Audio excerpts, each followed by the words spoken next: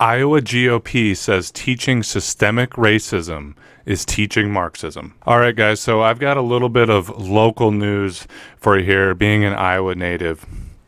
Last Tuesday, Iowa House Republicans advanced a bill that banned the teaching of systemic race issues in Iowa schools K through 12. And the pushing of this bill created a huge debate in the Iowa Statehouse that lasted like 5 hours, with Republican legislators literally comparing the teaching of systemic racism to teaching of Marxism. And you guys will have to forgive me here. There's a lot of stuff in this article from Iowa Starting Line that I want to cover. So for part of this video, I'm just going to kind of be like ranting off of the article itself here for some of these quotes. So this bill essentially bans the teaching of certain divisive topics in Iowa schools. And actually, I just have a quick list here that was provided from Iowa Starting Line of some of the issues in the bill that are considered divisive. So, divisive concepts includes but isn't limited to that one race or sex is inherently superior to another race or sex. This is in regards to systemic racism and how it functions in the United States. That the United States of America and the state of Iowa are fundamentally or systemically racist or sexist. That an individual is inherently racist, sexist, or oppressive, whether consciously or unconsciously. That an individual can be discriminated against or receive adverse treatment because of their race or sex. That members of one race or sex cannot and should not attempt to treat others without respect to race or sex. That an individual bears responsibility for actions committed in the past or by other members of the same race or sex. That any individual should feel discomfort, guilt, anguish, or any other form of psychological distress on account of that individual's race or sex. That meritocracy or traits such as hard work ethic are racist or sexist or were created by a particular race to oppress another race. Any form of race or sex scapegoating or any other form of race or sex stereotyping. Okay, so that's like just a quick list of some of the issues that are considered divisive in this bill and that cannot be taught in schools. Okay, and I know this is a little bit of identity politics stuff, but I saw this and it's important because this isn't just identity politics and like woke culture and like who's the most PC. This is a state trying to ban the very real principles of systemic racism. The issues that are banned in this list, some of them at least, and you can kind of wave your hand and shake your head at some of them, I don't know. But some of these is literally kind of like whitewashing or banning the teaching of legitimate history, okay?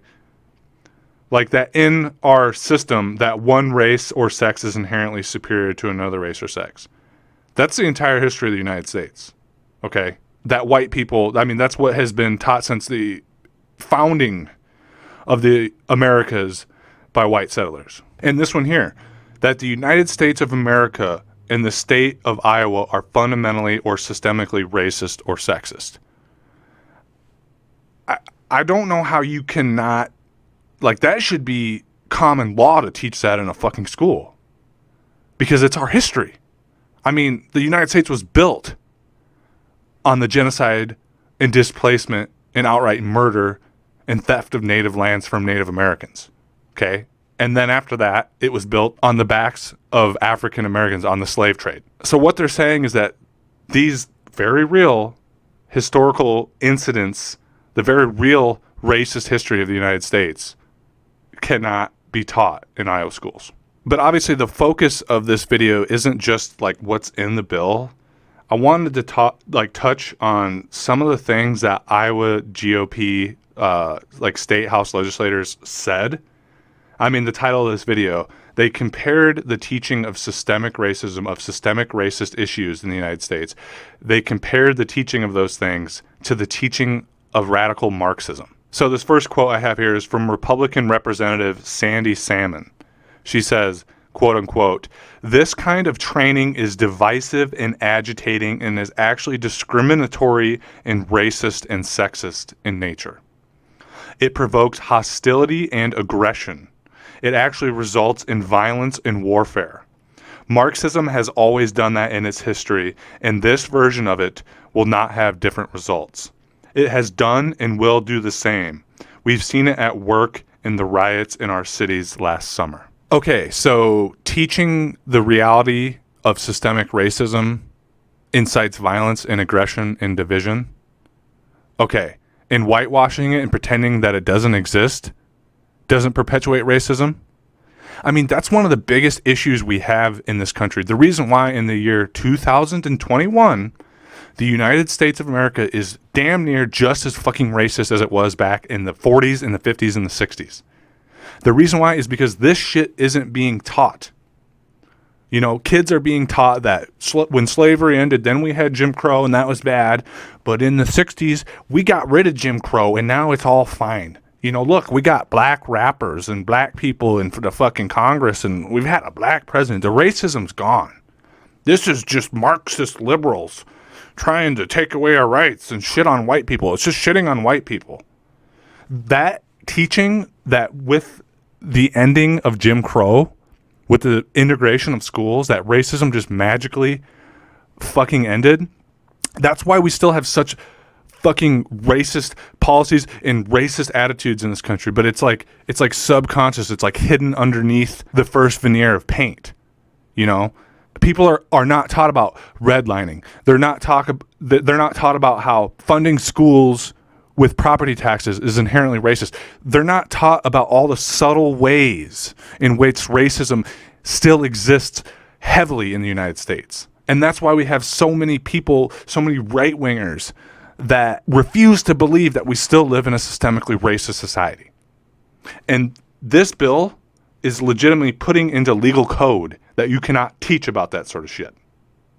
So how is that not racist? How is that not going to perpetuate racism? So in response to this from Sandy Salmon, we have a quote from Representative Ross Smith, who's a black Democrat from Waterloo. If we're not upholding our certain privileges to have conversations about what redlining is and how systemic racism impacts all of our institutions and all of our structures, if we remove that tool from our education system, if we remove that tool to have critical conversation amongst each other outside of this venue, we might by fault remove the opportunity to move our communities, civilization, state, and great state forward.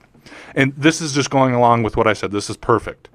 This is perfect. You're taking away the tools to actually teach people the reality, to try and, for lack of a better phrase, nip racism in the butt at an early age. You're taking away that tool. And this representative, Sandy Salmon, went on. She's the one that compared systemic racism to Marxism. She said, Marxism 2.0. Critical race theory is simply Marxism that has been updated for the modern day. It is Marxism 2.0. What we are prohibiting is simply Marxism 2.0 training in our schools. Under this updated Marxism, the oppressed are to rise up and to defeat and destroy the white class, which is the oppressor. So it's very much the same thing. It's just an updated form of Marxism. She went on to say that Iowa is not fundamentally racist or sexist. Okay, so Representative Sandy Salmon, you're right. We are teaching the oppressed to rise up against the white class because that's the fucking whole problem with this country. And yes, I understand it's not just the white class, it's the white wealthy class. You don't want people being taught this? Is it maybe because the white wealthy class owns all the land and all the means of production in the state of Iowa? And you don't want silly brown minorities learning about how the system is actually designed to fuck them and keep them in place, keep them cycling in and out of prison, keep them out of good schools, keep them out of proper jobs, out of good high-paying jobs because they're black or brown? Yeah, I get it. I know. You definitely don't want people learning about Marxism, about systemic racism, and rising up to defeat and destroy the white class, because I know you're part of it. Yeah, you can't have that. The same Senator Representative Sandy Salmon goes on to say, Iowans don't believe that an individual should be discriminated against or receive adverse treatment because of their race or sex. And that's what the divisive concepts say, and that is what we are prohibiting. You can't be racist against white people, man. You can be prejudiced, you can be hateful. Those are not good things. But racism is when the entire system is inherently and structurally built to protect the interests of one race, of one ethnicity. Okay. In teaching kids, high school kids, grade school kids, about that fucking reality that their system is built to protect the white wealthy class in this country, that's not fucking racist. Okay? These people are just so fucking inundated, they don't see it. They don't want to see it, you know? And then, of course, we have another Republican, Representative Skylar Wheeler, go on, take a stand, quote unquote, against cultural Marxism. And they went on to talk about, well, why in all this critical race theory don't we ever take conservative viewpoints? And I have the quote here. They said, what I have seen in almost every one of these works of critical race theory, voter ID laws are always considered racist, which they are, okay, because the majority of black and brown people live in urban centers where they don't have ready access to get a voter ID. They don't have ready access to get a driver's license without waiting in line for fucking hours in some cases. And that might not be as much the case in a state like Iowa, but in a place like urban California or New York City or the large urban centers in the South, it sure as fuck is the case. They go on to say that language is slanted heavily in favor of unions, raising the minimum wage. In one of the only education solutions proposed is massive increases in funding for public schools. I have yet to see a solution proposed that is slanted towards the conservative views on an issue. That's because conservative views are inherently fucking racist. And not just racist, they're classist. It's about taking the money out of working class people and putting it into your fucking sports coat pocket, you rich fuck. That's what it is. Okay? The reason why critical race theory goes in favor of unions, in favor of higher wages, is because that empowers brown and black Americans. It puts wealth into their pocket because they are the ones that suffer disproportionately from economic hardship.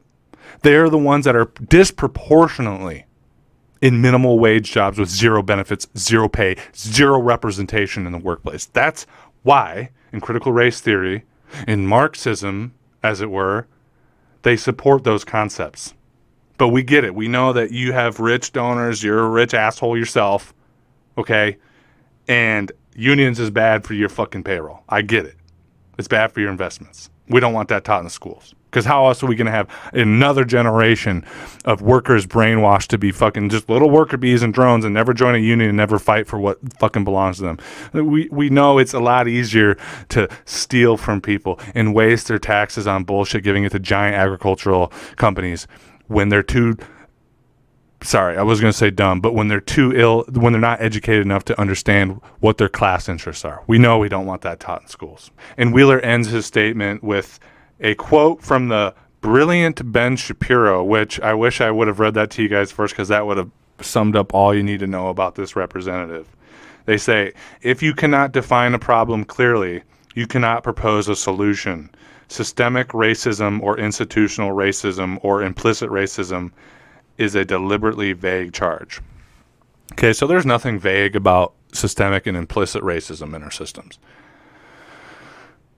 How do you go through college or whatever the hell you did to get to this position of power and not learn about all the ways in which systemic racism has carried on through the ages in the United States? There's nothing vague about it. There's endless instances of it. There's redlining. There's black Americans being denied the GI Bill after World War II. Okay. There's the fact that after the Civil War, when they freed all the slaves, they implemented vagrancy laws and rounded them all right back up again and forced them to rebuild the South. There's the tradesman laws that put black people essentially in indentured servitude immediately after the Civil War. There's the fact that the KKK came in when black leaders were being elected after the Civil War, and they murdered black leaders and then took the power themselves, and the government just stood by it. There's, like I said, the redlining, where the banks and the large financial corporations looked at where all the black people lived, and they said, hey, we're not going to give loans to these people. That's fucking real. There's the fact that the war on drugs was legitimately started to take down the anti-war effort and the rise of black power in the United States. They outlawed marijuana because they knew black people smoked it, and they wanted to have a reason to toss them in jail. And again, I go on with the fact that our schools are funded by property taxes. Okay? It's not like racist, like brazenly racist, but it's inherently racist because the poorer neighborhoods tend to be black for all the other reasons I just discussed.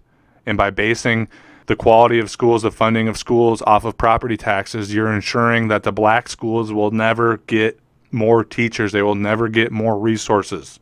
They are going to be stuck in a cycle of ill education with no upward social mobility, and then in turn crime and violence.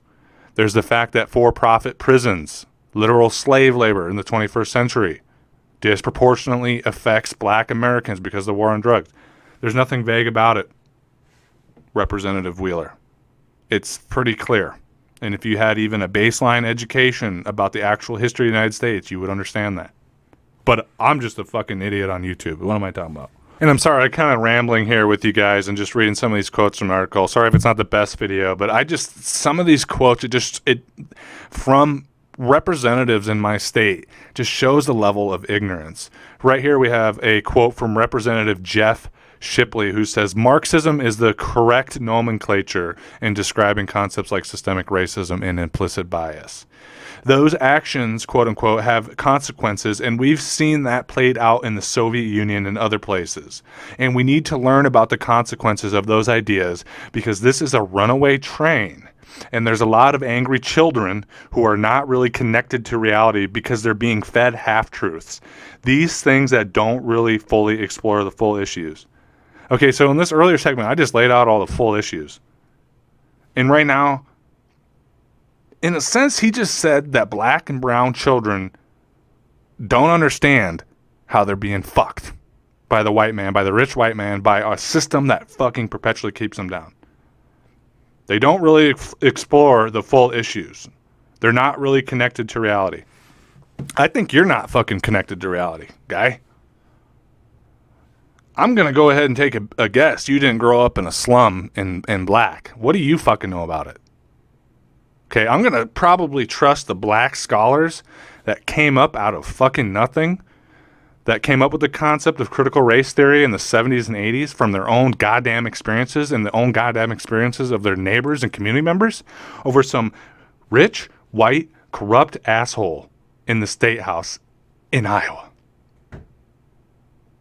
But tell me again about how they don't know the reality of what they're growing up in. They've seen their parents go to prison. They've seen them deny jobs. They've seen their credit score destroyed. They've seen the fact that their parents couldn't get a house.